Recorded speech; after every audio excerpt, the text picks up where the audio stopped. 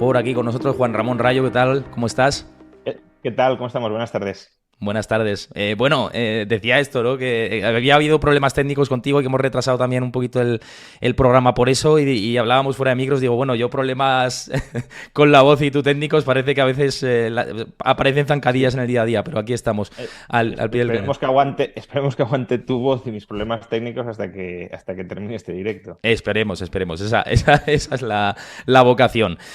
Bueno, antes de nada, los que estéis viendo esto por YouTube a posteriori, simplemente recordaros que os suscribáis al canal, que dejéis vuestro comentario y deis like, tanto al mío como, por supuesto, al de Juan Ramón Rayo, que esto lo subiremos a los dos canales, simplemente por recordarlo. Y por meternos en harina, Juan, el foco de la actualidad ahora, en términos globales, parece que está puesto en esas negociaciones con el techo de deuda por parte de republicanos y demócratas, ¿no? En Estados Unidos, que parece que, como estaba previsto, van a agotar ese plazo hasta el 1 de junio. Y Janet Yellen hoy ha declarado también que es muy probable que se queden sin liquidez, que están ya muy al límite.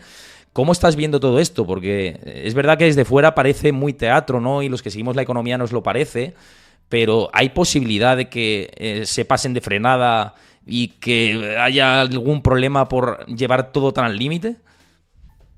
Bueno, lo primero es que tampoco sabemos exactamente cuándo termina el plazo, ¿no? Aproximadamente se estima que será el 1 de junio, pero podría ser también un poco antes o un poco después, depende de cómo vaya, por ejemplo, la recaudación fiscal. Es decir, que no es que sea, lo sabemos, ¿no? Pero bueno, puede haber gente que a lo mejor no sea consciente que no es que haya una fecha rígida, que si se llega al 2 de junio necesariamente ya estamos en default.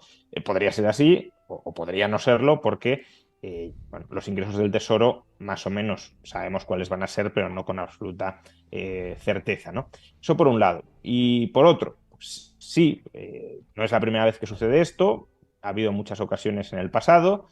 Y como estamos ante una negociación política, porque hay que tener claro que es una negociación política sobre temas económicos, pero es una negociación política, los republicanos quieren, a mi juicio con buen criterio, que Biden se comprometa a hacer ajustes para ir reduciendo el excesivo endeudamiento de Estados Unidos, de la administración pública estadounidense.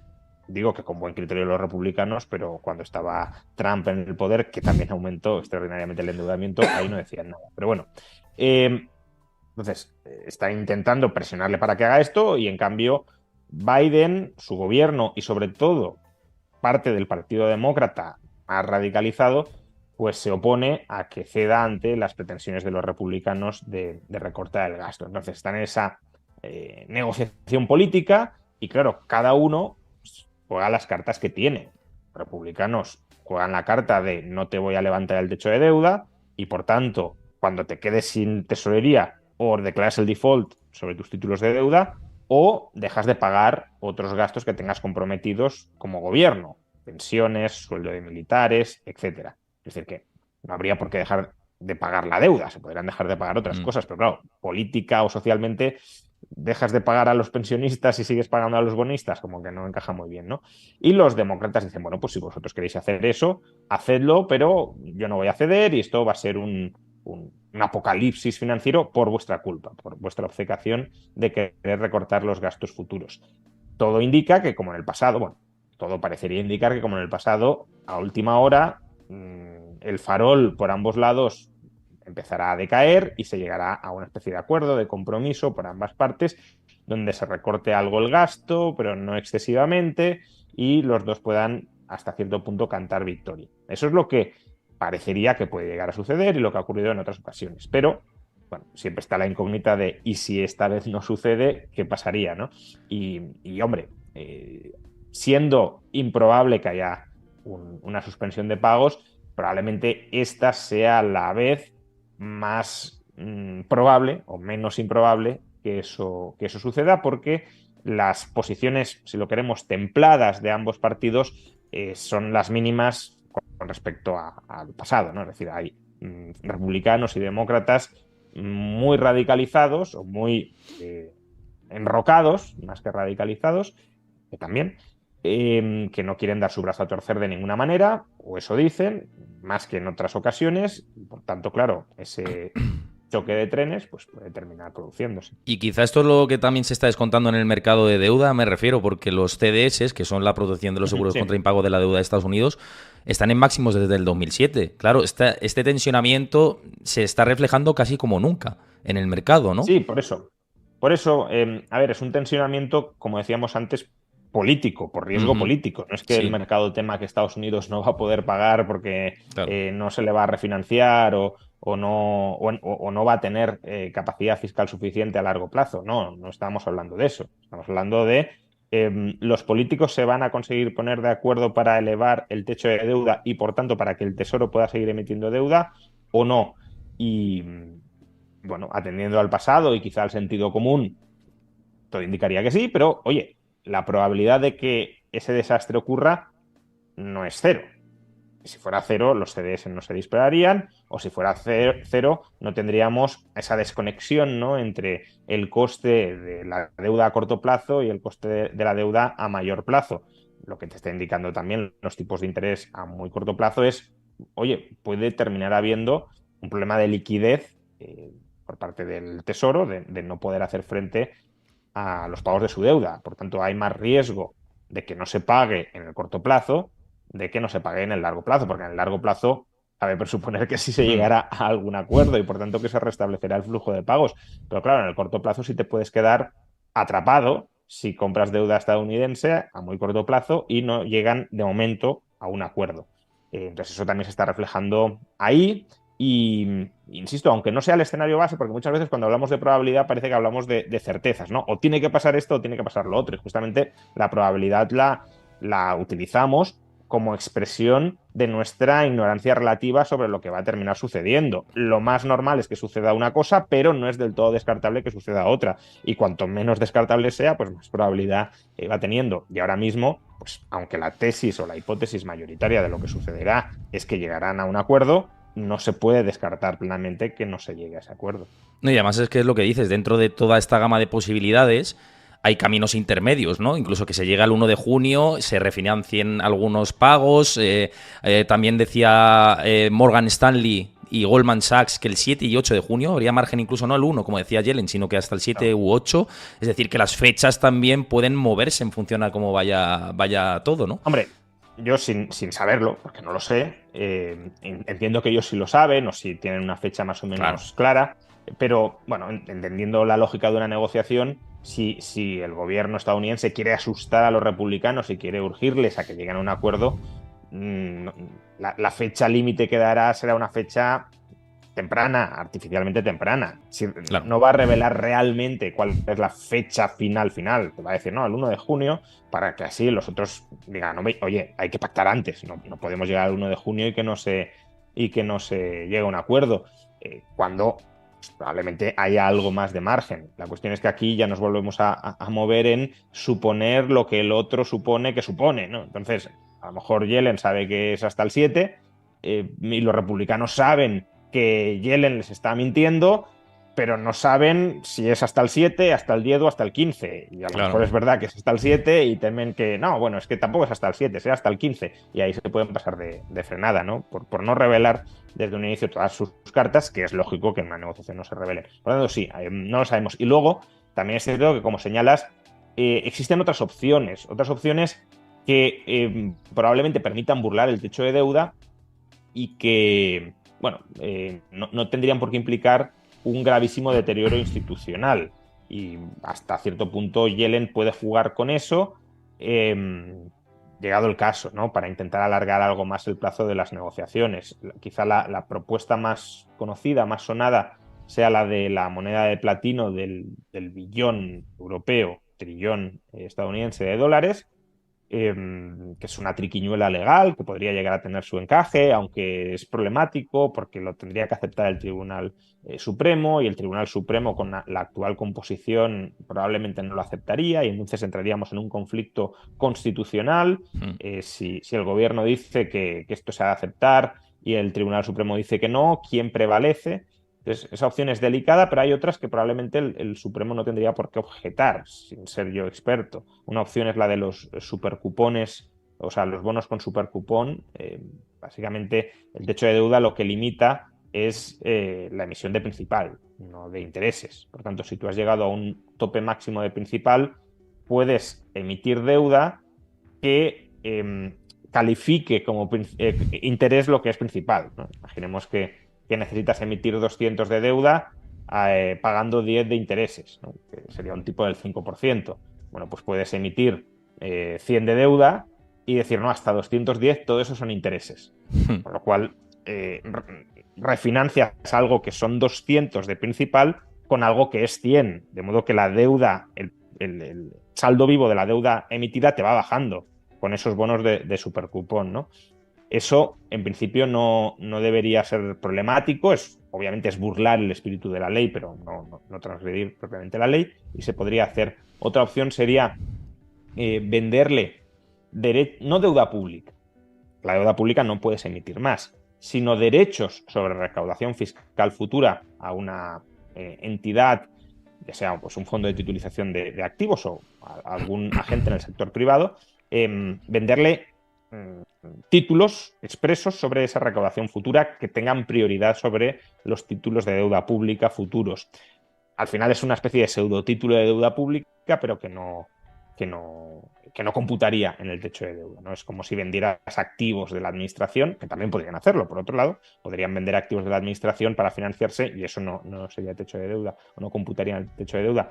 Y luego la opción también muy problemática desde un punto de vista institucional es recurrir a la enmienda 14ª de la Constitución, que básicamente habilita al gobierno a saltarse el techo de deuda, o eso se interpreta, porque la enmienda 14ª dice textualmente,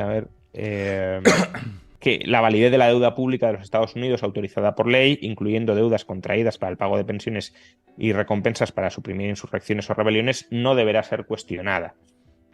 Claro, eso, ¿cómo lo interpretamos? De nuevo tendríamos que ir al Tribunal Supremo, pero una interpretación es que el techo de deuda está cuestionando la calidad de la deuda estadounidense, como lo está haciendo, y que por tanto la Constitución habilita a tomar cualquier medida que impida ese cuestionamiento del repago de la deuda pública estadounidense. Por tanto, se podría potencialmente saltarse o obviar el techo de deuda apelando a esa enmienda 14ª. Pero de nuevo, ¿qué pasa si el Tribunal Supremo dice que no?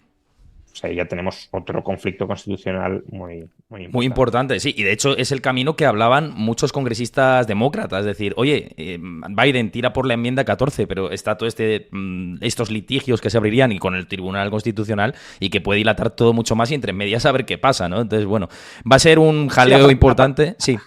Claro, aparte que incluso apelando a la enmienda 14ª, fíjate que el gobierno se podría arrogar derecho a saltarse la resolución del Supremo. Podría decir que el Supremo también está cuestionando la deuda pública estadounidense y que por tanto está yendo contra la Constitución. Y hay autores, sobre todo en la línea de la teoría monetaria moderna, que ya sabemos que son los menos partidarios a cualquier tipo de ajuste de gasto, porque consideran que no hay ningún tipo de restricción financiera del gobierno y que al final todo esto es pura ficción.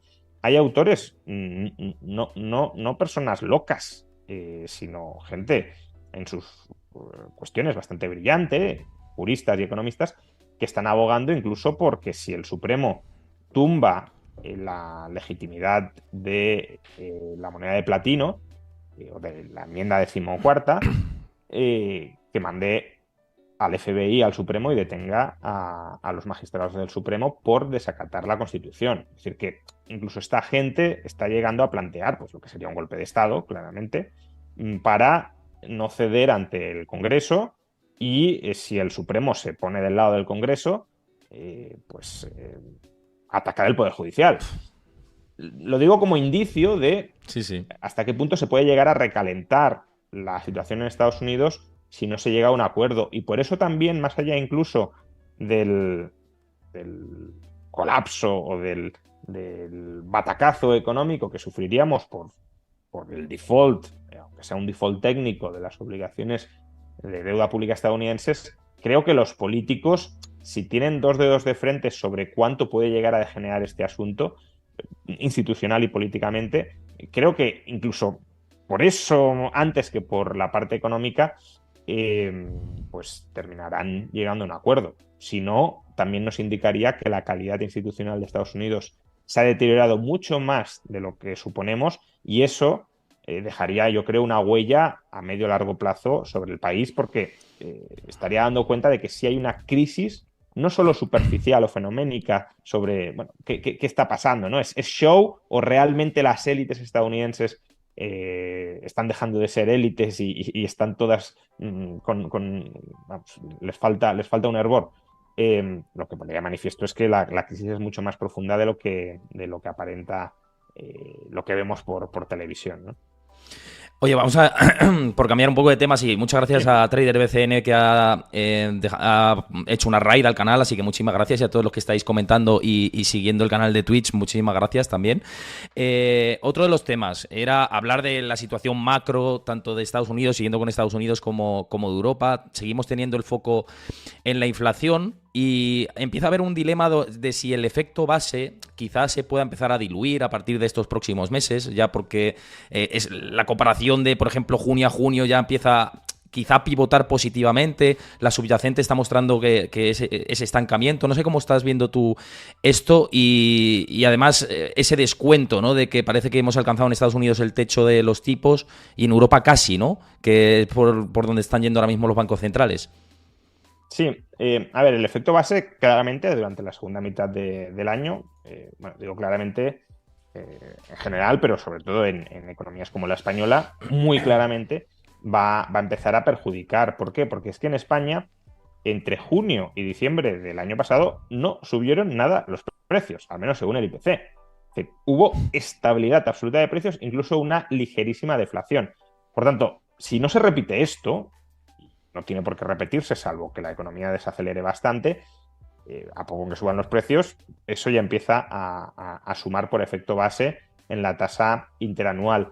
Y en Estados Unidos no fue tan acusado como en España, porque sí subieron los precios, incluso hubo algunos meses en los que subieron inquietantemente, pero desde luego subieron menos que la primera mitad del año y por tanto, de nuevo, la inercia positiva que estamos viendo ahora de efecto base reduciendo la tasa interanual podría llegar a revertirse. Pero bueno, al final yo creo que eso impacta más al lector de economía que a los bancos centrales, porque a los bancos centrales lo que les interesa no es tanto con el retrovisor si durante el último año han subido más o menos los precios, sino cuál es la perspectiva de que suban los precios y cuáles son las expectativas que tienen los agentes económicos sobre subidas de precios futuras.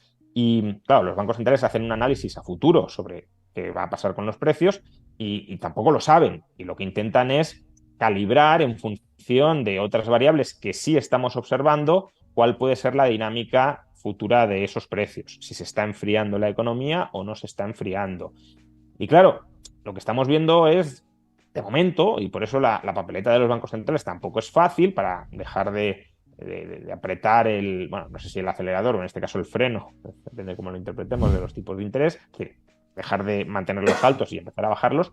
La papeleta al final es: tengo una tasa de desempleo en mínimos históricos y tengo una economía bastante más pujante de lo que se anticipaba y una inflación que, aunque se está frenando, sigue muy por encima, bueno, por encima, depende de qué país tomemos, pero bastante por encima del objetivo a medio largo plazo. Por lo cual, en ese contexto es muy difícil justificar una bajada de precios desde la lógica de la lucha contra la inflación. Puede haber otros motivos por una bajada de tipos de interés, perdón, desde la Sí. lógica de la inflación. Puede haber otras razones que lleven a bajar los tipos de interés, pero desde luego por luchar contra la inflación no lo parece.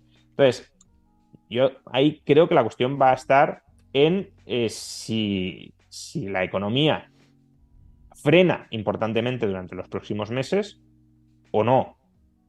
Si la economía no frena de manera importante durante los próximos meses, sino que mantiene incluso algunas señales de fortaleza, los centrales van a tener complicado justificar una bajada de los tipos de interés, bueno, de nuevo, salvo que la inflación caiga al 2, claro, si cae al 2 o por debajo del 2, pues decir, bueno, objetivo cumplido, pero si la inflación se mantiene por encima del objetivo y la economía no frena, no van a poder justificar bajadas de tipos, incluso hay algunos que dicen, no, no, es que deberían seguir subiendo, aunque no sea, parece ser el Bullard, ¿no? Por consenso ejemplo, ahora entre mismo. ellos, Sí, que no tiene Bullard, derecho a voto. efectivamente, pero que no vota, entonces tampoco Exacto, exacto. lo puede decir, pero incluso puede ser una especie de señal de doctrina propia, más que, no, a lo mejor si tuviera derecho de voto no lo diría, porque implicaría a la institución en mayor medida y a lo mejor, pues eso, quiere como que diferenciar. Esa es mi opinión de lo que va a hacer la Fed, ¿no? Eh, pero sí, en el contexto actual, bueno, que es el mismo que el de hace unos meses, pero los bancos centrales el mandato es mantener tipos altos o seguir subiendo tipos, pero claro, ahí el gran problema desde mi punto de vista para tomar esa decisión no es tanto el daño que se puede hacer a la economía real, que de momento parece que, aunque bueno, supongo que lo hablaremos, que ya empieza a haber Sí, algunos nubarrones cada vez más sí. intensos, pero se mantiene más o menos, parece ser fuerte, sino que claro, todo esto va acumulando una tensión en el sistema financiero que la propia Reserva Federal o el Banco Central Europeo saben que no es sostenible en el tiempo. Estos tipos de interés están dañando, al menos de momento, mucho más al sistema financiero que a la economía real y, y cuanto más tiempo los mantengas a estos niveles, más va a sufrir el sistema financiero y más riesgo hay de que estallen más cosas dentro del sistema financiero. Claro, pero esta subida de tipos de interés, que de hecho se descartaba también la pausa por lo que ha sucedido con los bancos en Estados Unidos. Hay incluso informes, Claro. instituciones que hablan de que podría suponer lo que ha sucedido con la banca regional como una subida adicional de 1 punto %, ¿no? Es decir, que Sí, la restricción sobre el eso también hay que crédito. considerarlo. Exacto, que Claro. también Powell lo dijo en la última rueda de prensa. Dijo, esta situación de la crisis bancaria que va a repercutir en la restricción del crédito equivale a subidas de tipos de interés. Hay algunas firmas como Goldman Sachs que decía que incluso 1 punto porcentual. Eso yo ya no lo sé exactamente, pero es cierto que históricamente esto siempre ha sido así cuando ha habido problemas bancarios, ¿no? Pero con respecto a todo esto que dices, ¿a ti te parece que el primer recorte será cuando la Fed, y tanto la Fed como la Unión Europea, vea síntomas reales de que hay destrucción de empleo? ¿Ese es el medidor claro que va a seguir la Fed y los bancos centrales? Pues probablemente, no lo sé. El problema aquí es, de nuevo, la credibilidad de los bancos centrales.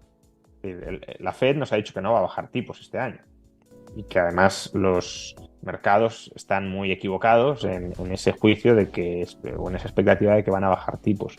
Entonces, claro, si tú te has anclado a la idea de que no van a bajar tipos, y el Banco Central Europeo todavía con más intensidad lo ha reiterado, vamos, según ellos todavía no han dejado de subir tipos, si tú empiezas a bajar tipos tempranamente, pues estás de alguna manera poniendo en solfa tu palabra y también indicando que hay algo muy gordo por debajo, porque claro, por el hecho de que suba un poco el desempleo, tampoco eso significa que debas empezar a bajar tipos. Es decir, que suba algo el desempleo es hasta cierto punto y hasta ciertas tasas de desempleo lo que cabe esperar que el Banco Central desea que suceda, porque la tensión en el mercado laboral puede ser un síntoma de una economía muy recalentada y por tanto quieres algo de holgura entre los factores productivos, en la economía real, para dejar de tensionar tanto los precios.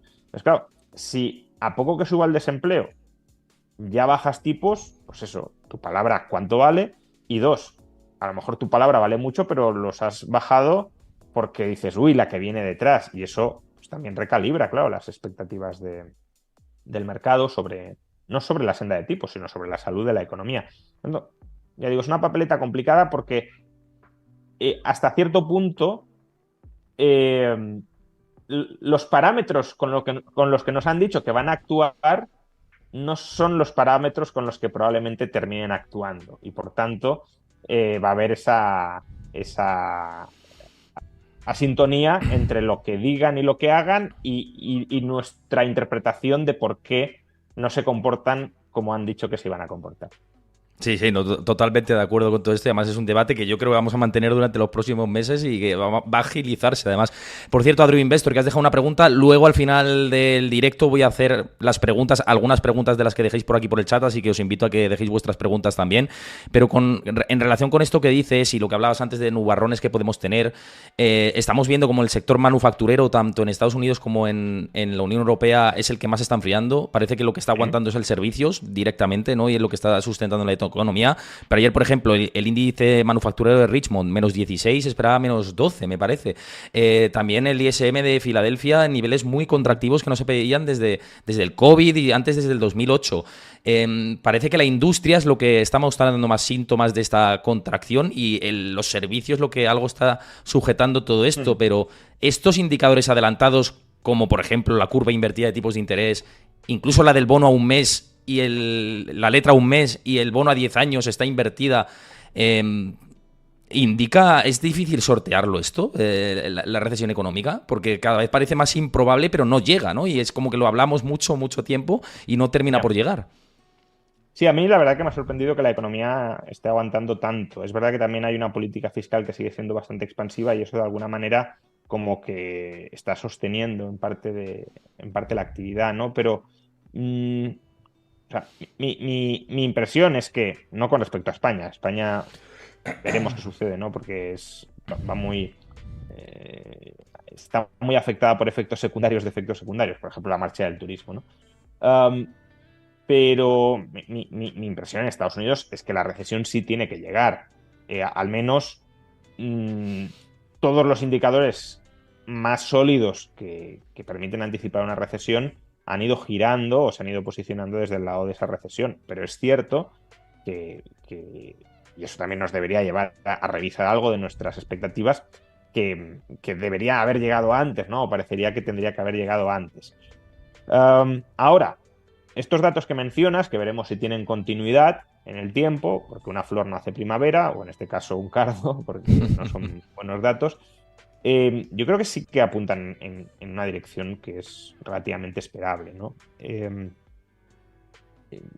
Habría que ver, no lo he mirado, a lo mejor tú tienes más datos, pero la descomposición de qué parte de las manufacturas se están frenando, pero lo lógico en un contexto de restricción del crédito como el que estamos es que lo que se frene sea la demanda, el gasto en bienes duraderos, bienes de consumo y bienes de inversión duraderos. Sí.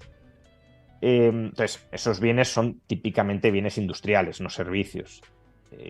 Lo hemos visto también en la vivienda, ¿no? Con esta caída de precios en Estados Unidos, que en el acumulado, precios de la vivienda, que en el acumulado todavía es poco relevante, pero sí es un cambio muy significativo en la evolución o en la tendencia de los precios. Entonces, claro, el primer lugar donde se deja sentir la contracción del crédito, ya digo, es en estos bienes industriales de carácter duradero o en la construcción. Y luego, por efecto multiplicador, claro, si la demanda de estos bienes cae, la contratación en estos sectores se reduce o empiezan los despidos, o hay perspectivas de que pueden llegar los despidos, y eso contrae el gasto en otros sectores, básicamente servicios, de los implicados en producir estos bienes cuya demanda está cayendo. De momento, los servicios, por tanto, no se tienen por qué ver afectados porque todavía no ha llegado la ronda de ajustes del gasto que sí estamos empezando a ver en el sector industrial, pero digamos, en un ciclo típico sí cabría esperar que terminen llegando. Pero ya digo, este ciclo, bueno, nunca un ciclo sigue un patrón absolutamente perfecto, ¿no? Pero que sí es especialmente atípico quizá en que se están retrasando mucho las cosas, pero esto que estamos viendo sí puede entrar bastante bien en el guión de lo que cabría esperar de un ciclo económico. Y es por ese lado también por donde España podría salir afectada, ya digo, de rondón, porque el turismo, el gasto en turismo es el gasto en servicios. Entonces, en la medida en que las perspectivas de parte de los trabajadores en Estados Unidos o en otros países de Europa se deteriore por la caída de la demanda de estos bienes duraderos, pues también cabe pensar, un recorte del gasto en turismo, y eso llegaría a España de rebote, pero no tan directamente como puede ser Estados Unidos o Alemania, ¿no? Entonces, bueno, yo ahora mismo estos datos no me han sorprendido, no creo que haya tanta incompatibilidad entre lo que marca un indicador, el indicador industrial y el indicador de servicios, pero de nuevo, tampoco quiero como trazar aquí una narrativa perfectamente articulada de que ya estamos en esto, porque a lo mejor el mes que viene sube la actividad manufacturera y todo esto no se cae, ¿no? Pero que sí tiene lógica o sí tiene coherencia con lo que cabría esperar de un ciclo o del fin de una etapa alcista como consecuencia de la restricción del crédito que sabemos que se está produciendo. Y esto va al hilo de una pregunta que nos dejaban aquí, que la voy a leer ahora porque como tiene relación con esto y acabas de mencionarlo además, que nos decía Dito Sama, que qué opinamos de que si estamos ya en recesión, incluso que hubiera capitulación en los mercados o cómo está la situación. Es lo que estabas diciendo ahora, ¿no? Es complicado aventurarse a decir que estamos ya, aunque pueda haber indicios, por ejemplo, las solicitudes semanales de desempleo ya han cambiado la tendencia ascendente, pero ¿Es síntoma esto de que ya es recesión? Pues de momento es muy temprano, ¿no? No sé qué opinas. Sí, es difícil de saber, porque además a una recesión se puede entrar muy de golpe. Quiero decir, si cambian muy rápidamente las expectativas de todos los agentes de mercado, porque cada vez, o sea, de súbito todos se vuelven más pesimistas o todos ven que efectivamente las cosas no van a ser tan buenas como se esperaba, pues ahí se puede llegar prácticamente de un trimestre a otro a recesión, ¿no? No tiene por qué ser algo progresivo. De todas formas, también claro, algunos indicadores de fortaleza de la economía que creíamos que existían, pues en el caso de Estados Unidos no han sido tan, o sea, parece ser que en retrospectiva no están siendo tan fuertes, ¿no? Por ejemplo, los datos de empleo, estamos viendo revisiones de los últimos meses a la baja, lo cual pues, también va más en coherencia con lo que cabría esperar que sucediera, ¿no? Lo atípico era estos datos de fuerte, fortísima creación de empleo que no se explicaban ni los propios mercados, ni los propios analistas, y ahora, bueno, conforme los vamos revisando, ya no son datos tan absurdos, ¿no? Y luego, también me ha venido ahora a la cabeza, pero por ligarlo, ¿no? Bueno, antes he mencionado que la política fiscal sigue siendo expansiva y que eso está sosteniendo. Es que España, si no llega a ser por la política fiscal expansiva, en el segundo semestre del año pasado probablemente habría entrado en recesión. Ahora mismo, de nuevo, lo que está sosteniendo la economía española es el gasto público y la exportación. Y si la exportación empieza a caer, en parte, no solo, la exportación también está el turismo, ¿no? Que aguanta mucho, pero toda la parte que sea exportación de bienes duraderos, si la actividad está frenándose por falta de demanda a crédito, pues ahí de rebote sí nos afectará. Entonces, claro, la inversión interna o el consumo interno en España no están tirando o no han tirado hasta el momento. Y eso también es algo que cabía esperar que sucediera. Es decir, que hasta cierto punto lo que no entendemos de este ciclo que se está retrasando tanto, pues en parte es un efecto estadístico que se está corrigiendo y en parte es política fiscal, que eso sí podemos entender por qué la política fiscal impide que entremos o retrasa que entremos en recesión.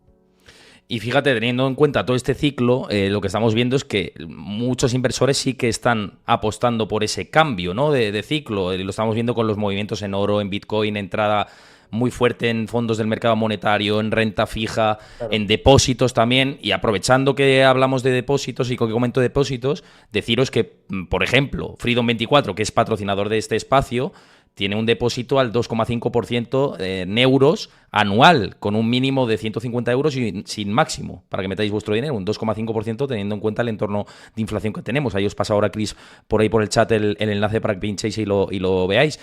¿Para ti es momento, Juan, de protegerse con este escenario que pinta más a negativo que positivo o algo más negativo que positivo? Bueno, a ver, al final, cuando uno tiene dudas o cuando hay incertidumbre, la apuesta lógica, en parte, no digo para la totalidad de la cartera, ni mucho menos, es la liquidez. Entonces, cuantas mayor sea tu duda, pues más peso le has de dar a la liquidez, ¿no? La ventaja quizá en el contexto actual, para el inversor me refiero, es que la liquidez, por la necesidad de luchar contra la inflación, está muy bien remunerada. Es un contexto en el que invertir en liquidez casi renta tanto como invertir en activos y líquidos y que se espera que sean o que generen ganancias futuras, ¿no? Entonces, bueno, no, yo creo que no hay que desdeñar en absoluto la inversión en liquidez, salvo que uno tenga muy claro qué va a pasar, pero si en función de los datos que va recibiendo dice, uy, pues aquí me surgen estas dudas, estos nubarrones, estas incertidumbres, bueno, si cuanto más incierto estés o menos cierto tengas el panorama, probablemente más peso le has de dar a la, a la liquidez. ¿En qué opción? Pues bueno, eso ya depende de en qué horizonte quieras disponer de tu liquidez. Claro, si de algún modo apuestas por mantener una parte de tu cartera en situación líquida para el largo plazo, que no es como se suele entender la liquidez, pero bueno, pues liquidez es disponibilidad inmediata, pero por ejemplo, pues esta parte de mi cartera quiero que se mantenga estable su valor, pero no necesariamente frente a volatilidades a corto plazo, sino frente a riesgos muy diversos en el muy largo plazo. Pues a lo mejor ahí tiene sentido apostar por el oro o incluso con muchos matices o cautelas por Bitcoin, ¿no?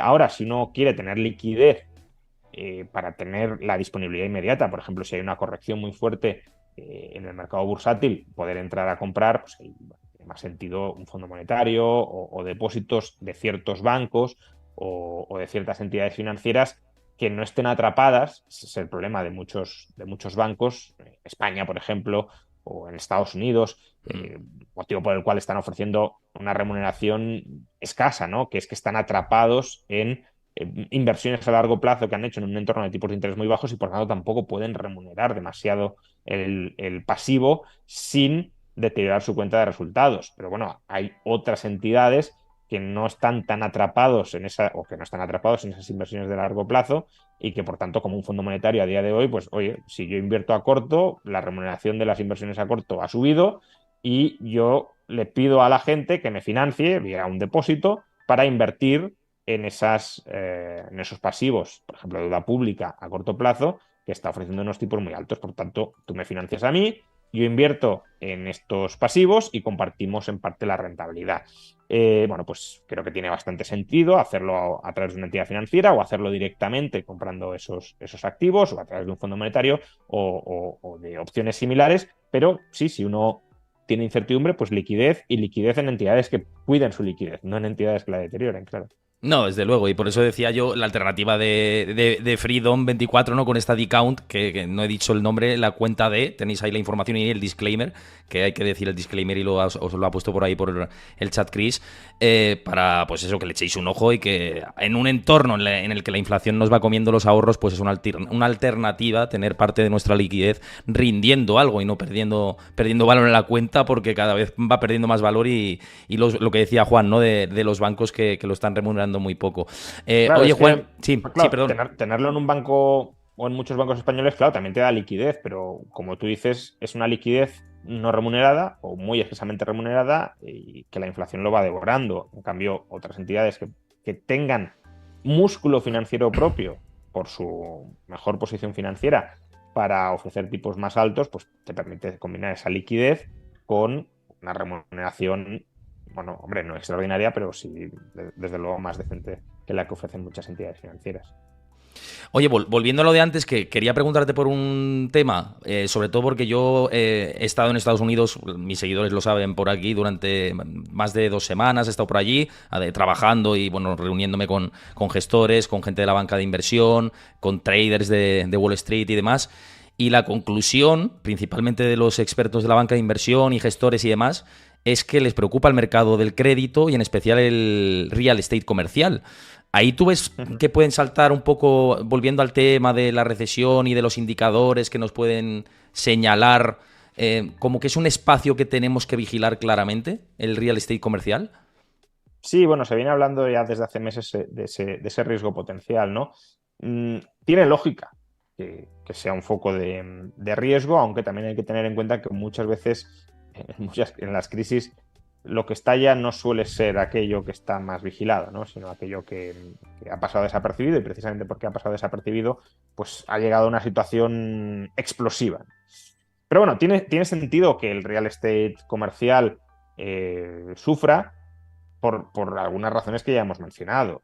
Si se encarece el crédito, cae la demanda de crédito, estamos hablando de bienes que se compran y se venden a crédito, por tanto su demanda de compraventa eh, se resentirá, como la del real estate residencial, y a su vez, que esa parece ser que está siendo la situación más problemática en Estados Unidos, si la ocupación de las oficinas no está muy bollante, porque además estamos en un momento de ralentización y por tanto, aparte de pues eso, el teletrabajo y todo esto, tampoco va a haber una oleada de apertura de nuevas empresas que quieran alquilar estas oficinas y demás. Claro, si se combina un estancamiento de la demanda de alquiler con una caída de la compraventa y de la posibilidad además de liquidar estos activos y que alguien los compre a crédito, te puede colocar un escenario bajista importante. Si además tenemos en cuenta que muchas de las hipotecas que han financiado estos activos son non-recourse, es decir, que entregas las llaves y te olvidas, dación en pago, pues el incentivo a que si el valor de mercado de estos activos cae por debajo de la deuda, se genere una devolución de estos activos a los bancos para saldar la deuda hipotecaria es importante y eso puede generar una oleada de impagos. Y claro, ese es uno de los canales a través de los cuales, digo uno porque probablemente haya más que no tengamos presentes, o como decían, los que no se haya colocado el foco, pero es uno de los canales que puede llevar a que una crisis de liquidez en el sistema financiero, como la que desde luego hemos tenido hasta el momento, y es la que se ha llevado por delante a varios bancos, degenere en una crisis originaria de solvencia. Y eso ya sí que abriría horizontes mucho más preocupantes que podrían llevar justamente a que lo que espera el mercado, que es que bajen los tipos de interés, se materialice, ¿no? En parte para inyectar liquidez en el mercado, en parte también porque, como señalabas, claro, si empiezan a caer bancos, eso ya supone una restricción adicional del crédito y, por tanto, para mantener el nivel actual de restricción del crédito, habría que bajar tipos, no mantenerlos, sino bajarlos con intensidad para compensar ese efecto adicional, etcétera, etcétera, ¿no? Es decir que, bueno, va a haber muy probablemente problemas ahí o en otras partes si los tipos se mantienen en los niveles actuales y esos problemas llevarán, como espera el mercado, a que los tipos de interés terminen bajando. Que haya que fijarse específicamente en esto, pues es un factor más a considerar, pero seguro que si uno inspecciona con calma encontrará otros. Y otro factor que nos tenemos que fijar mucho, y hablando antes del tema de la resolución con el techo de deuda, etcétera, son los procesos electorales. Tanto en Estados Unidos, en España tenemos, bueno, ahora elecciones autonómicas y demás, pero vamos a tener también generales.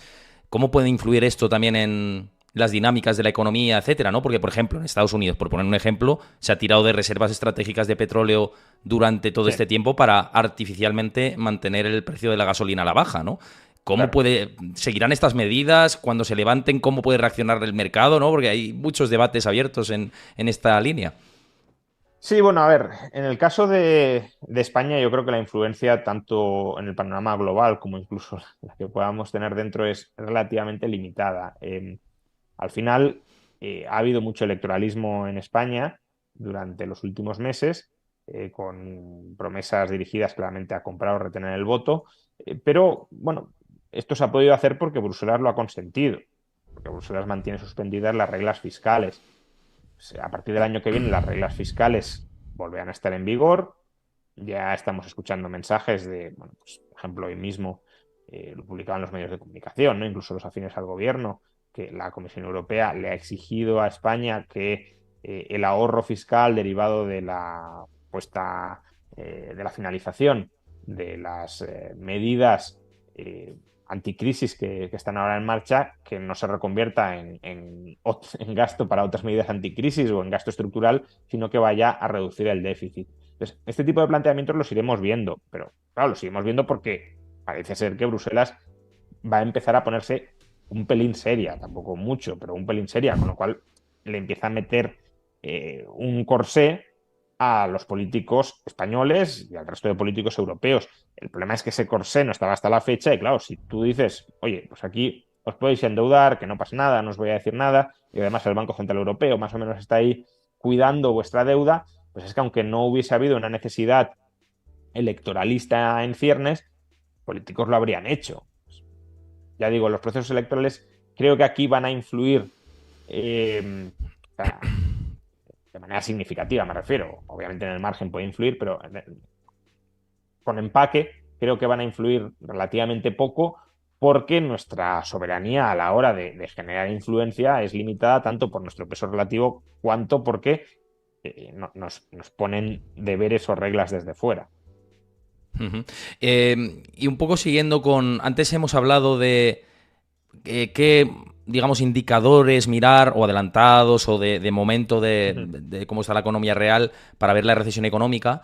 Pero hay mucha gente que se pregunta, ¿no? Y que también me ha preguntado por redes y, bueno, aprovechando también por el canal de Discord, gente que me ha escrito por privado y recomiendo que me sigáis en Discord, que ahí tenéis información en tiempo real, análisis gráficos y de todos. Pasa también por el chat, Chris, el enlace. Y me decían que cómo detectar la recuperación, ¿no? Es verdad que no estamos en ese punto, pero un poco por teorizar sobre esto y para que nos expliques en qué momento el ciclo sí que puede empezar a crecer. ¿Qué indicadores hay que fijarse ahí? Bueno, a ver, el ciclo económico está muy vinculado con el ciclo de crédito. Entonces, cuando el crédito vuelva a relajarse, el endeudamiento vuelva a aumentar y la demanda de bienes duraderos vuelva a repuntar, yo creo que esos son todos ellos indicadores adelantados de que la economía está volviendo a tener buenas expectativas sobre el futuro, capacidad para traer producción futura a presente y sostener el gasto presente con esa producción, con esos ingresos futuros.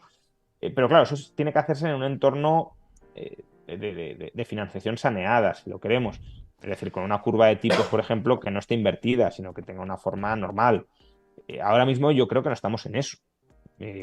Claro, si solo estuviera invertida la curva de tipos, pues podría significar que, bueno, que se espera que vayan a bajar los tipos de interés porque ha habido una sobrereacción en la subida, quizá por una sobrereacción de los precios a corto plazo. Y bueno, pues el Banco Central, como se le disparó la inflación, se vio forzado a subir tipos, pero cuando se normalice la inflación los bajará. Si solo fuera eso, pues bueno, hasta cierto punto habría que pensar que es lo que puede suceder, que tampoco es del todo descartable, ¿no? Pero que como que sería la hipótesis base.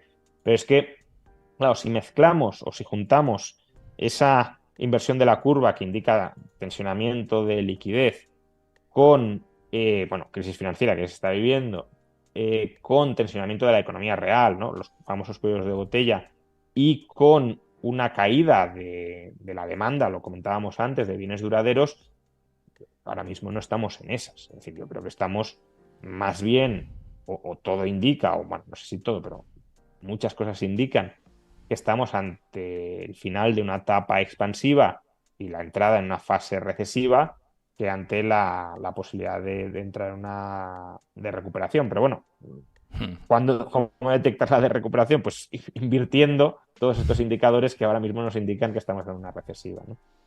Y hablando de fases expansivas, una de las cuestiones que siempre pivota en el ambiente es de la crisis tanto del 2008 como del 2020 con el COVID, salimos con QEs, ¿no? Con las medidas de expansión cuantitativa de los bancos centrales. ¿Crees que, aunque la mayoría ahora están diciendo eso se debe meter en el cajón porque tipos de interés reales en negativo otra vez y otra vez comprar bonos y activos hipotecarios y demás va a generar mucha expansión y crecimiento artificial, pese a que se dice esto ahora o es el, digamos, discurso mainstream ahora porque toca, porque los tipos toca subirlos, etcétera? ¿Crees que podemos volver a lo mismo? ¿A caer otra vez en los QEs para salir de la etapa recesiva? Sí, yo no creo que sea absolutamente descartable que volvamos a eso. Dependerá de cuál sea la dinámica de los tipos de interés, ¿no? Si la demanda de crédito se hunde muchísimo, eso significaría que entramos en una recesión muy dura. No que baje, que va a bajar es, vamos, si entramos en recesión, desde luego va a bajar la demanda de crédito, pero si se hunde la demanda de crédito, eh, claro, necesitas bajadas de tipos de interés muy considerables para intentar reactivarla. Bueno, esa es la perspectiva del Banco Central, ¿no? Esas bajadas pueden llegar únicamente bajando los tipos de interés por parte del Banco Central. Pues dependerá de cuál sea la actitud que adopte el sistema financiero. Si el sistema financiero se presta a actuar como correa de transmisión, pues bueno, puede estar dispuesto a endeudarse a corto y prestar a largo bajando los tipos. Pero si no, ahí el Banco Central sí que tendría que volver a entrar de alguna manera a comprar deuda a largo y comprando deuda a largo reducir él directamente los tipos de interés a largo. Luego también hay otro factor a considerar y es que, claro, las reservas que tienen los bancos a raíz del QE nos puede parecer que son muy amplias, porque en términos históricos lo son, pero es verdad que la demanda de reservas por parte del sistema financiero durante los últimos años, en parte por motivos precaucionarios, en parte por motivos regulatorios, se ha incrementado. Entonces, existe una cierta incertidumbre sobre cuál es el volumen mínimo de reservas que ahora mismo necesita el sistema financiero para actuar y que no dispare esa demanda de reservas para sus propias operaciones, ¿no? Entonces, claro, los bancos centrales tampoco lo saben y, y no sabiéndolo, pues probablemente estén dispuestos hasta cierto punto a incrementar la oferta de reservas si consideran que hay un cierto tensionamiento en ese mercado. Oye, con este contexto que estamos hablando, se me ocurre preguntar, también para ver tu opinión. ¿Serías partidario de, a nivel individual, contener el gasto ahorrar, ¿no? Teniendo en cuenta este clima recesivo al que nos empujamos, pero también invertir, movilizar el dinero con lo que hemos hablado antes. Bueno, a ver, yo creo que no. Es decir, antes he mencionado que no creo que no tiene mucho sentido ponerlo todo en liquidez. He dicho que tiene sentido incrementar la liquidez cuando aumentan las incertidumbres, cuando tus expectativas de futuro pues se van tornando un poco más grisáceas o más inciertas. Eh, Precisamente porque creo que no tiene sentido tenerlo todo en liquidez. Vamos, yo no es lo que hago y no es lo que recomendaría hacer, aunque eso también depende de la pericia inversora que tenga cada cual. Claro, si uno no sabe invertir, pues liquidez o deuda corto, no te vas a poner a invertir porque sí, ¿no? Pero si uno más o menos invierte normalmente y al invertir con normalidad no le va mal o no le va muy mal o a veces le va mal pero a veces le va bien y en promedio más o menos le va bien, pues no creo que este sea un momento para estar absolutamente en liquidez. Claro que en retrospectiva, luego a futuro en retrospectiva a lo mejor diríamos, pues sí, seguro, ¿no? Porque una vez pasado el evento, si entramos en una recesión muy fuerte y se hunde la bolsa, pues la opción es 100% en liquidez. Pero como no es absolutamente cierto en estos momentos que eso vaya a suceder, claro, si uno se hubiese quedado en liquidez a comienzos de 2023 o a finales de 2022, precisamente porque también parecía que íbamos a entrar en recesión y que por tanto podía haber una corrección muy fuerte, se habría perdido una subida de la bolsa muy intensa, especialmente pues de inversiones que eran las que parecía que más iban a sufrir en el entorno en el que estábamos, ¿no? Pues inversiones de larga duración, tecnológicas y Nasdaq fundamentalmente, pero claro, si seguían subiendo tipos y la economía pinchaba, pues tanto por el lado de ingresos futuros, beneficios futuros, cuanto por el lado del descuento a valor presente de esos beneficios futuros, parecía que le quedaba al Nasdaq recorrido a la baja y al final ha sido el índice que mejor se ha comportado, ¿no? Entonces, bueno, claro, si no sabes qué va a suceder en el futuro, eh, pero, o sea, no tienes claro que va a entrar sí o sí la economía en recesión o que no va a entrar en recesión, tiene sentido diversificar hasta cierto punto tu cartera de inversiones, mantener ciertas posiciones largas en algunos activos a los que les veas potencial de revalorización, especialmente potencial al margen de lo que haga la coyuntura en el muy corto plazo, y otra parte, más o menos en función de las dudas, del miedo y de tus preferencias, otra parte en liquidez. Y bueno, con esta diversificación que comentas, simplemente un último comentario para recordar, echad un ojo a los productos que podéis tener ahí con Freedom24 y la plataforma, que os pasa por ahí, Chris, el enlace, simplemente por recordar que ahí tenéis opciones diversas para diversificar, que es lo que estaba comentando ahora Juan también, y siempre desde la más absoluta responsabilidad individual de cada uno y sin entrar en recomendaciones, ¿no? Simplemente pues que es una plataforma con lo que lo podéis hacer y además lo que hemos comentado antes de la cuenta D, que tenéis ese fantástico depósito al 2,5. Oye, por entrar, Juan, con las preguntas que nos habían dejado por aquí y hablando de inversiones precisamente, una de las preguntas que nos había dejado Adro Investor antes dice que si estás invertido ahora mismo y en qué, nos preguntaba. Y eso, o sea, si estoy invertido, claro, siempre lo estoy en mayor o menor medida, eh, pero no voy a decir en qué, porque primero porque no quiero que luego me pasen factura, como eso vaya mal, y luego también porque no quiero que nadie haga seguimiento de ellos mismos, ¿no? A inversión de lo que yo estoy haciendo. Creo que hay inversores muchísimo más profesionales, muchísimo más respetables, muchísimo más experimentados, a los que si uno quiere hacer seguimiento, debería hacerles caso que a mí.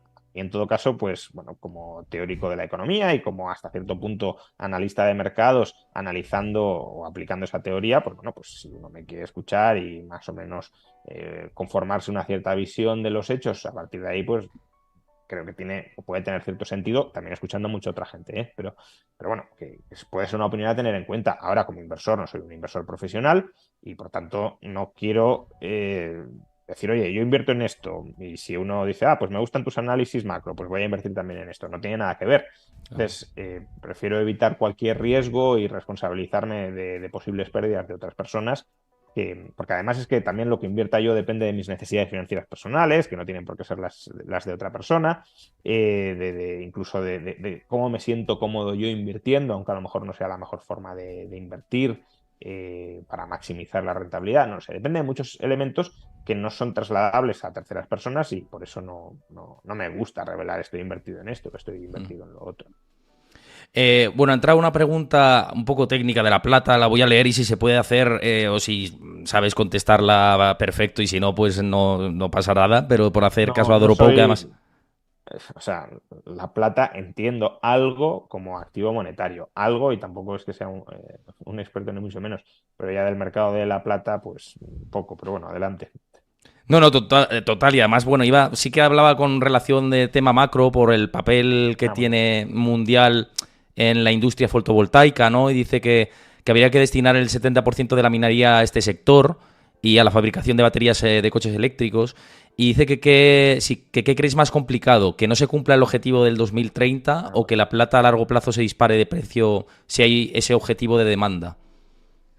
bueno, es casi más política, ¿no? Pero, o sea, no puedo responder porque no conozco los fundamentales de la industria de la plata. Es decir, no sé si por ejemplo, existen reservas probables de plata que se puedan llegar a movilizar si se invierte lo suficiente en descubrirlas y que por tanto haya más elasticidad de la oferta a largo plazo de plata de la que parece que este espectador está indicando, ¿no? Porque, bueno, Hmm. básicamente lo que está diciendo es si se cumplen los objetivos, la demanda de plata va a aumentar mucho y como la oferta no va a aumentar mucho, pues los precios se dispararán. Pero yo no sé si la oferta de plata puede o no puede aumentar mucho. Eso quien esté analizando la industria de plata tendrá un juicio, desde luego, bastante más formado que el mío.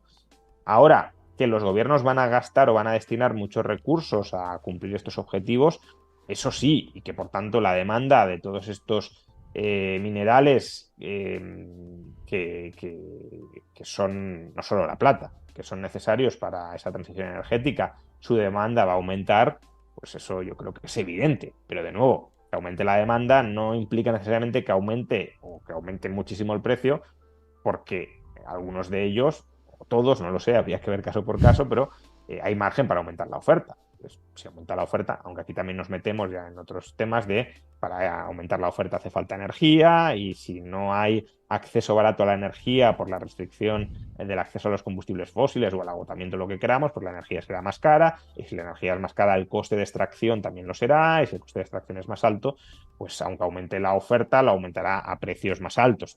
Vamos, será relativamente inelástica la oferta. No lo sé, son muchos los factores a considerar. Yo puedo más o menos intuir o indicar cuáles son los elementos que uno tendría que observar para formarse un juicio, pero yo no lo he estudiado y por tanto no puedo decir nada al respecto. No, y además de lo que dices, tanto el oro como la plata es muy difícil saber las reservas de oro y de plata que hay, porque también los bancos centrales mismos no publican tampoco, muchos de ellos con exactitud todas las reservas que tienen. Es que es muy difícil calcular ahí el binomio oferta y demanda entre tanto del oro como de la plata, de los dos metales preciosos más conocidos, ¿no? Entonces estoy contigo que es bastante complicado. Otra de las preguntas que nos dejaban por aquí, Anacleto000 dice que te pregunte cómo afecta exactamente el aumento del techo de deuda al dólar, a los bonos y a los activos en general. Bueno, a ver, aumentar el techo de deuda per se no afecta, salvo en el sentido de que le otorgues al gobierno la capacidad de defender el valor de sus activos. Que tengamos presente que si no se eleva el techo de deuda, el Tesoro no puede pagar sus deudas. Y por tanto, la deuda emitida y vencida sería una deuda de mala calidad hasta que se levantará el techo de deuda. O sea, no hemos de confundir levantar el techo de deuda con digamos, adoptar una política a medio o largo plazo de contención de la deuda, que eso puede ser muy necesario, pero a corto plazo hay que levantar sí o sí el techo de deuda, porque es que si no se cae la calidad de los pasivos de Estados Unidos. Claro, si se levanta sin que haya un compromiso político para contener el crecimiento de los pasivos a largo plazo, eso sí es problemático, pero si se levanta y hay un compromiso genuino a reducirlos, pues eso puede reforzar la calidad. En cualquier caso, que se levante es esencial para que estos activos tengan calidad. Si se levanta y eso significa barra libre para seguir emitiendo deuda muy por encima, que es lo que ha sucedido durante los últimos años, de la capacidad del mercado para absorberla, o dicho de otra manera, muy por encima de la demanda que había, de la demanda inversora que había por esos títulos, porque la demanda por esos títulos es creciente, porque el dólar y las deudas pagaderas en dólares son moneda de reserva mundial y por tanto los agentes económicos, en la medida en que quieran incrementar sus saldos de tesorería, y los saldos de tesorería pues aumentan conforme aumenta la riqueza acumulada, conforme aumentan los ingresos, por tanto hay una demanda absoluta creciente de reservas, de dólares, pero claro, si tú aumentas mucho más la oferta, ya sea en dólares como tal, base monetaria, o en deuda pagadera en esos dólares, aumentas mucho más la oferta de reservas que la demanda, pues entonces tienes oferta de dinero en sentido muy amplio más por encima que la demanda de dinero. Si la oferta de un bien aumenta más que su demanda, su valor cae. Si cae el valor del dinero, ¿qué sucede? Inflación, ¿no? Que es lo que tenemos ahora mismo. Pues nos vamos a quedar con todo esto y lo dicho, Juan, que un placer como siempre tenerte por aquí por el canal y nos vemos pronto, claro que sí. Nada, un abrazo y muchas gracias por la invitación y sí, nos vemos pronto. Un abrazo. Hasta luego.